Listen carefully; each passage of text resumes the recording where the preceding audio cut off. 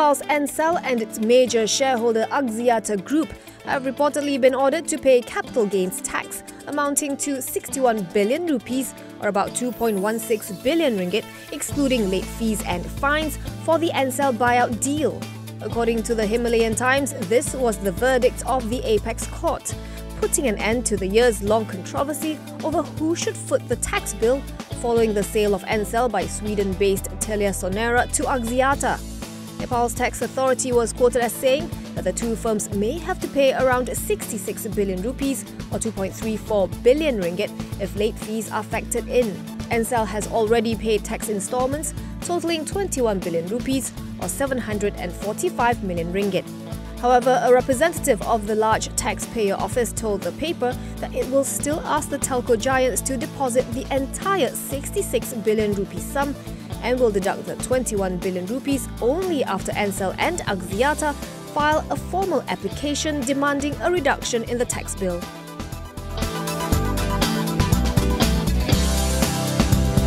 Abu Dhabi's sovereign wealth fund and IPIC's parent company Mubadala Development Co.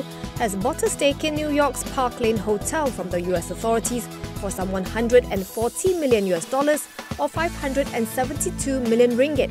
According to Bloomberg, the transaction was part of the US Justice Department's efforts to recover the billions of dollars that flowed through 1MDB. Fugitive financier Low-linked Jho had initially been laying claim to the stake in a tug-of-war with the Justice Department, which had been trying to seize it in a forfeiture lawsuit. This was over allegations that Low bought it with money stolen from 1MDB.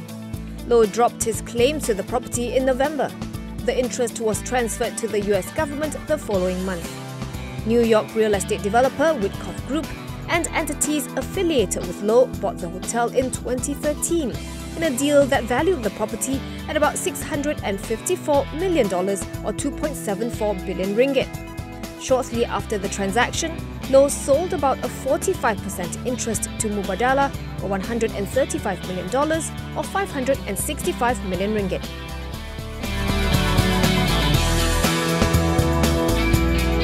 Affin Hwang Capital Research says more job cuts may be expected at Media Prima, the country's largest integrated media group.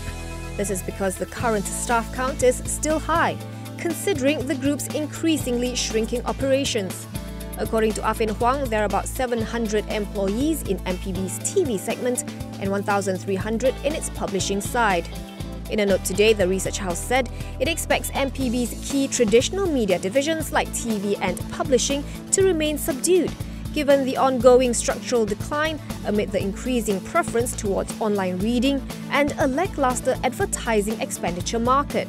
It also doesn't see any ADEX boosting mega events in 2019. Meanwhile, contribution from the bright spots, non-core and digital segments like radio and home shopping are still unable to offset losses in the core divisions. All in all, Affin Hwang believes MPB will need time to turn things around before getting back to core profitability. It is cutting its target price to 30 cent from 33 cent and maintaining its sell call on the stock. MPB closed 2.5% higher today at 41 cent.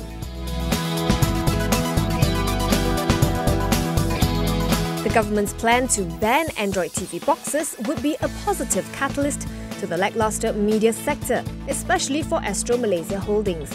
Hong Leong Investment Bank research points out that Astro appears to be the most affected by the sale of such devices, as seen in its declining premium subscribers in the past 3 years. However, HLIB also notes that Astro has managed to slow down the subscriber loss with its over-the-top service Enjoy. It believes that a ban on Android TV boxes could possibly put a halt or at least cause a slowdown to its declining premium subscriber base and possibly lift its average revenue per user, which currently stands at 99 ringgit and 90 cent. Still, ban or no ban, Astro would still face competition from legal streaming platforms such as Netflix. On the bright side, HLIB points out that Telekom Malaysia is not bundling their latest Unify package with Unify TV. This could help Astro to expand their subscriber base. Following the recent surge in Astro's share price, HLIB is downgrading Astro from buy to hold, with an unchanged target price of 1 ringgit 70. Nevertheless, it says Astro's earnings prospects remain intact, on the back of its stable advertising expenditure outlook, coupled with a generous dividend payment of 5% yield. Astro ended trading today 0.6% lower at RM1.65.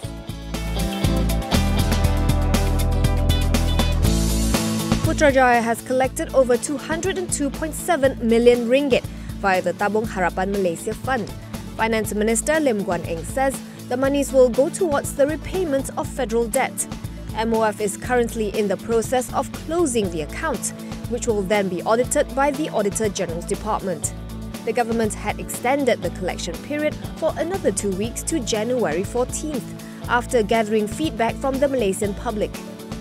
All donations made after that period will not be credited into the account and will be returned to contributors. An account committee chaired by MOF's Secretary General, Dato' Ahmad Badri Muhammad Zahir, will determine how exactly the funds will be utilised in accordance with procedures set out by the fund's Trust Deed Directive. Lim says the government extends its highest appreciation to all Malaysians who have contributed to Tabung Harapan. He says their contribution encourages Putrajaya to work hard to solve debts it inherited from the previous administration.